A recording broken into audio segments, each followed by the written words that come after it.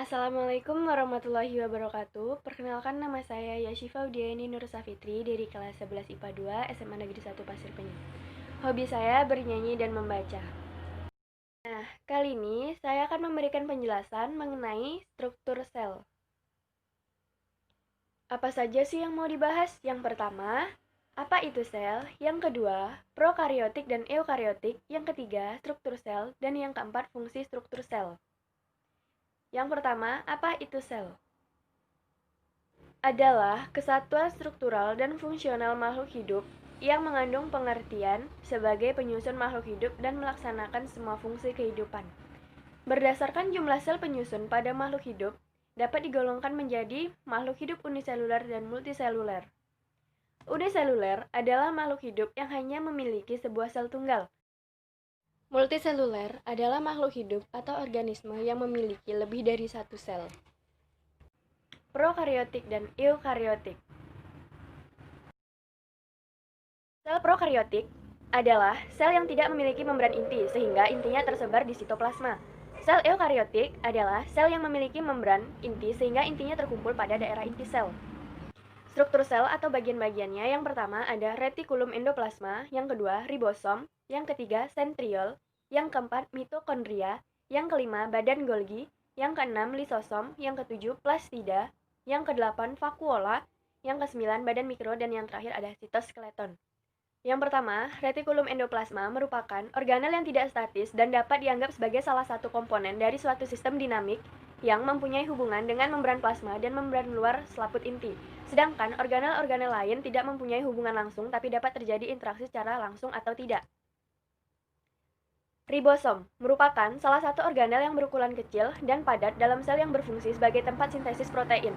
Ribosom berdiameter sekitar 20 mm serta terdiri dari 65% RNA ribosom dan 35% protein ribosom. Selanjutnya, sentriol merupakan struktur berbentuk tabung yang terdapat dalam kebanyakan sel eukariota. Sentriol terlibat dalam pembelahan sel serta pembentukan silia dan flagela. Sentriol tidak ditemukan pada tumbuhan berpembuluh maupun kebanyakan fungi. Selanjutnya, mitokondria merupakan organel tempat berlangsungnya fungsi respirasi sel makhluk hidup. Selain fungsi seluler lain seperti metabolisme asam lemak, biosintesis pirimidia, homeostatis kalsium, transduksi sinyal seluler, dan penghasil energi. Selanjutnya, badan Golgi merupakan organel yang dikaitkan dengan fungsi ekskresi sel, dan struktur ini dapat dilihat dengan menggunakan mikroskop cahaya biasa. Organel ini terdapat hampir di semua sel eukariotik dan banyak dijumpai pada organ tubuh yang melaksanakan fungsi ekskresi, misalnya ginjal. Selanjutnya ada lisosom, merupakan organel sel berupa kantong terikat membran yang berisi enzim hidrolitik yang berguna untuk mengontrol pencernaan inti seluler pada berbagai keadaan. Plastida merupakan suatu organel yang begitu dinamis serta mampu membelah, tumbuh, berdiferensiasi sehingga menjadi berbagai macam bentuk relatif besar serta berisi cairan yang kaya akan protein. Selanjutnya, vakuola merupakan ruang dalam sel yang berisi cairan yang berupa rongga yang diselaputi membran. Cairan ini adalah air dan di dalamnya larut zat seperti enzim, lipid, alkaloid, garam mineral, asam, dan basa. Selain itu, vakuola juga berisi asam organik, asam amino, glukosa, dan gas. Selanjutnya, badan mikro merupakan suatu organel yang mempunyai ukuran paling kecil dengan garis tengah hingga sampai 0,3 sampai 1,5. Kemudian, pada badan mikro mempunyai dua tipe, yakni peroksisom dan juga glioksisom. Pada umumnya, tipe dari peroksisom ini biasanya terdapat dalam sel hewan, lalu fungi, dan juga daun dari sebuah tanaman dengan tingkat tinggi.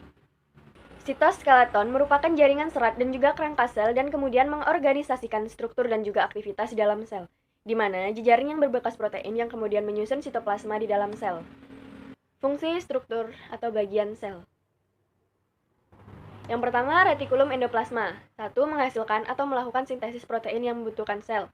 Menyalurkan bahan genetik antara inti sel atau nukleus dengan sitoplasma. Sebagai alat transportasi zat-zat di dalam sel itu sendiri. Yang kedua, ribosom. Tempat sintesis protein, translasi, mengambil instruksi dari messenger RNA dan menggantinya menjadi protein. Berperan dalam kegiatan metabolisme sel. Yang ketiga, sentriol sebagai organel yang berfungsi untuk pembelahan sel. Sentriol hanya terdapat di sel hewan. Sebelum terjadi pembelahan, sentriol masih berupa sentrosom. Yang keempat, mitokondria. Fungsinya, sebagai tempat berlangsungnya respirasi sel, menghasilkan energi dalam bentuk ATP, menjaga konsentrasi ion kalsium, membangun bagian-bagian dari darah dan hormon, mendetoksifikasi amonia, dan menjalankan proses apoptosis. Yang kelima, badan Golgi. Fungsinya membentuk kantung untuk sekresi, terjadi terutama pada sel-sel kelenjar kantung kecil tersebut, berisi enzim dan bahan-bahan lain. Membentuk membran plasma, membentuk dinding sel tumbuhan, membentuk akrosom pada spermatozoa yang berisi enzim untuk memecah dinding sel telur dan pembentukan lisosom, dan tempat untuk memodifikasi protein. Yang keenam, lisosom. Adapun fungsinya untuk mencerna makanan yang ada. Lisosom dapat menghancurkan organel sel yang rusak dalam kondisi tertentu, yang disebut autolisis. Sementara kejadian ini disebut autophagy. Dapat menetralkan zat dengan sifat karsinogenik, yang berarti sel kanker, dan mampu menghancurkan benda yang datang dari luar. Yang ketujuh, plastida. Adapun fungsi dari plastida adalah yang pertama, fotosintesis, perubahan warna atau pigmentasi, penyimpanan cadangan makanan, produksi asam amino dan protein, dan tempat terjadinya reaksi terang. Yang kedelapan, vakuola. Fungsinya sebagai lokasi penyimpanan zat warna bunga, daun, dan juga buah. Sebagai pengaturan turgiditas sel, sebagai lokasi penyimpanan minyak atsiri, sebagai lokasi sisa metabolis, serta metabolisme sekunder, dan sebagai melangsungkan distribusi zat dalam sel. Yang kesembilan, badan mikro. Fungsinya, oksidasi substrat pada mamalia, oksidasi asam lemak mamalia, oksidasi asam lemak pada endosperm biji tanaman, dan jalur glikolat. Yang ke-10, sitoskeleton. Fungsinya, menahan dan mempertahankan bentuk sel. Jaringan sitoskeleton menahan organel-organel sel tetap berada di tempatnya masing-masing. Jaringan jalur yang memandu gerakan material dalam sel, membentuk silia dan flagella sebagai alat pergerakan sel, dan komponen penting dalam pembelahan sel.